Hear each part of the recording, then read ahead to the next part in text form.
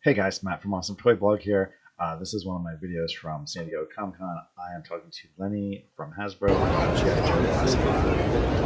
Let's do it. Hey everybody, Matt from AwesomeToyBlog here at the Hasbro Pulse booth at San Diego Comic-Con 2024. I'm here with the G.I. Joe man extraordinaire, Lenny. Let's talk classified. Let's talk classified. So let's talk about a jet. Yeah, let's talk about a jet. A jet that funded yesterday. It did. It was a big relief. These HasLabs are a big project, and to see it fund like that was incredible. So I just want to say thank you to the whole G.I. Joe community. You guys make this all possible, and you allow us to make all this crazy stuff. So thank you. Let's talk a bit about the Rattler. Specifically, the details and all the little special features and stuff are super interesting. But how did it start? How do you say, we're going to make a jet, and it's going to be this big? A lot goes into that. So I do have to say, Aton was our designer on the jet. He did an incredible job. Working with him, the whole process has been amazing. And to see another designer get into something and love it and own it, incredible. With that, we actually do like a focus group. Okay. And we do them. We've done them every year, and we kind of it's almost like scratching to see like what's going to be the best thing to do. Mm-hmm. And we found that people really wanted a Rattler. Okay. And it just kind of coincides with everything we're doing and what the fans want out of the brand. And John and I, my director, we were like, we should make a Rattler. Sure. And the research was like, you should make a Rattler. I mean, so I would agree. You should make a Rattler. Yeah. So then basically from that, we compile the data. We're like, all right, we're confident this is what's going to work. But then a Rattler would be gigantic. Yes. And a Rattler is gigantic. But with that in mind, that's where the design process starts kicking in. Right? It's like, what features do we need to keep? What features do we need to drop? Luckily, we kept every feature the old school one had and added more. Cool. And that's why the detail's in there, right? Yep. So the wings fold up, right?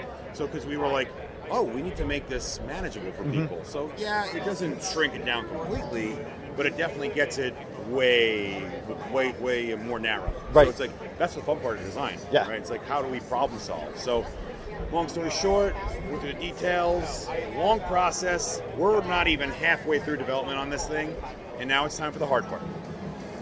Making it. So then, what is your favorite Rattler feature? My favorite feature? I love the lighting package Aton worked on. Okay. Aton's an extraordinary designer, as I was saying earlier, and he's really good at electronics and programming. And he worked up this awesome lighting package where the gunner station has a cool lighting hood, the pilot has an awesome lighting hub, and when you hit the button, not only does it light up with like this cool red, the graphic detail, but when you hit it again, there's a damage sequence that goes on, and it coincides with the side to make it look like there's an electrical fire in the side of it from when Ace shot it up on the side. Oh, wow. So like a lot of detail, a lot of love went into this, not only from the aesthetic, but from the gameplay. Yeah. Essentially. So I love the lighting package. It gets a nice push to get it to another level. So. Nice. Very good. All right, let's change gears a little bit. Sure. Let's talk about classified and retro collections. Yeah. So from a design perspective, and I'm going to exclude the early classified figures from this because they started out kind of different than where we are today. Yeah. What are the design cues that are different going in? Say, you're going to make Ninja Force Scarlet. Yeah. Okay? And you're going to make a classified Ninja Force Scarlet, and you're also going to make a retro. Where are the differentiating factors between those from an aesthetic perspective? So the retro, our goal would be to kind of match it more closely to what it was when she first was released. Okay. We still would go in and put stitching details and stuff like that. That would be on clothing, but the form factors would be more retro looking. So more of an 80s vibe. Yep. Classified, the idea is to push it a little further. Like rock and roll is a great example. Like rock and roll is probably pretty much where a green shirt G.I. Joe is going to look, right? It's like, how do you zhuzh him without changing the essence of who he is? And then when you do zhuzh the design, you are adding to the essence. You're playing deeper into it. So tattoos, he's a heavy metal dude, he surfs. Okay. So a lot of that sort of thing. So the difference is, one is more of trying to replicate as best we can, and the other one is, how do we push it to make it a little more intense than what it was? Okay. Yeah. That makes a lot of sense. So it's really I don't want to say modernized because it's not ignoring where it came from. Yes. But it's sort of, and I don't want to say plussed up because that makes it sound like the retro is less. Yeah.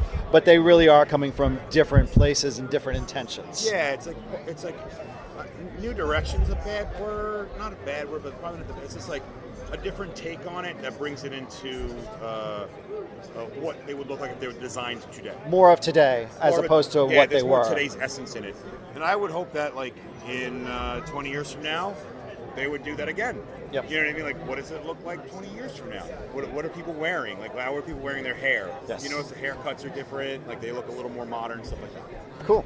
I took notes. See, this is how it ended. Yeah. So, I do love the realness of that. That's awesome. I mean, yeah, it makes things fun, right? Yeah, this is in the trenches. Yeah. So when you plan a year, Yeah. okay, so I imagine that there are some amazing, exciting meetings, conference rooms, phone calls, all that stuff. Do you look at item number, item cost, what you just think what the market Yes. wants? How do you approach planning? Yes, and yes. Okay. So we have a certain amount that we're making for the year. We have a certain amount of money that we have for the year. And we have to figure out who we can do, what we can do. And then we do plan everything out, as you guys find out all the time. All the cipher breaking.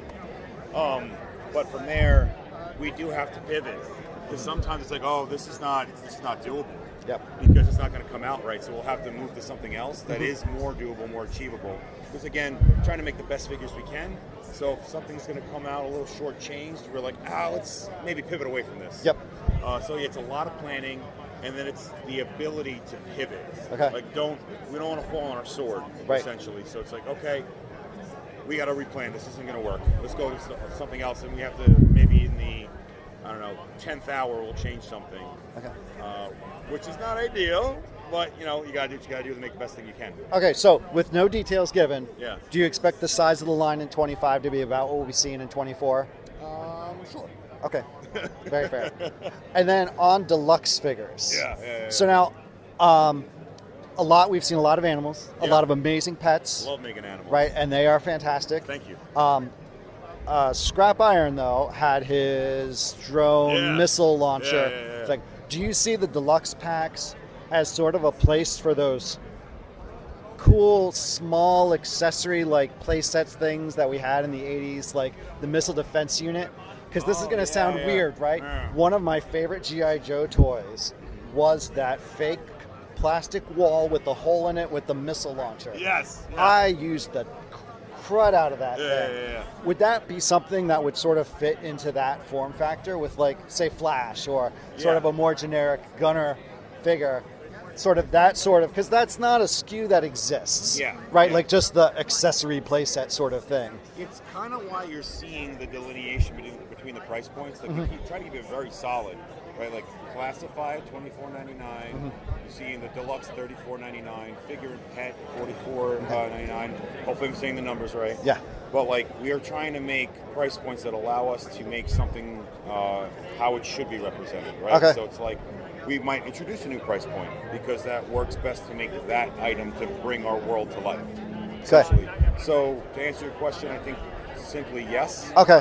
But it's not necessarily going to be. It could exist however it needs to exist. Yeah, is that's really the the idea. answer. And we want to do it where if we're doing it, it's an expansion to the world. So and it doesn't mean that like we can't do more in that price point, we won't.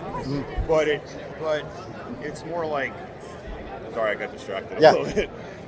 It's more like we're trying to make this world, so we're going to set at these set price points, and if we do make a new price point, how can we expand that? Like the figure and pets, we're going to dive into that. Right. The deluxe, we're going to dive into that, and characters that like Raptor is perfect. Raptor, He giant, needs to be, giant wings. It doesn't Exactly. fit in the I standard can't put package. that in. Right. And it's too expensive to put in that. Yep. Right. So that sort of thing.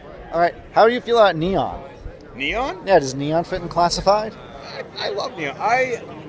I'm the kind of designer that I like a lot of things. I have an eclectic palette, and neon's cool. I think neon done in dosage is good. Okay. But it depends on the job.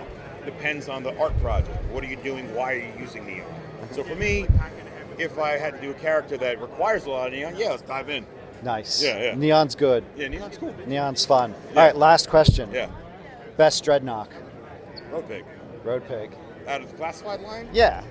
I love Torch. That's that. I love Road sir. Pig too. This is that, hard. You're asking me No, between see, my no, two you should children. stop. You got the right answer. Yeah. Torch. Torch is safe. Torch is amazing. The designing the skull thing was like, I was like giggling. I was like, this is metal, dude. This is gonna be awesome. You're right. That figure is just beyond. So Thank you. You had the right answer. Thank you. Cool, man. Lenny. Yeah. Always a pleasure. Yeah, it was a good time. Thanks man. so much. Thanks for having me. Well, you had me. This is your booth, Thanks, not mine. man. So Thanks, man. cool. Appreciate Thank you you. joining the line.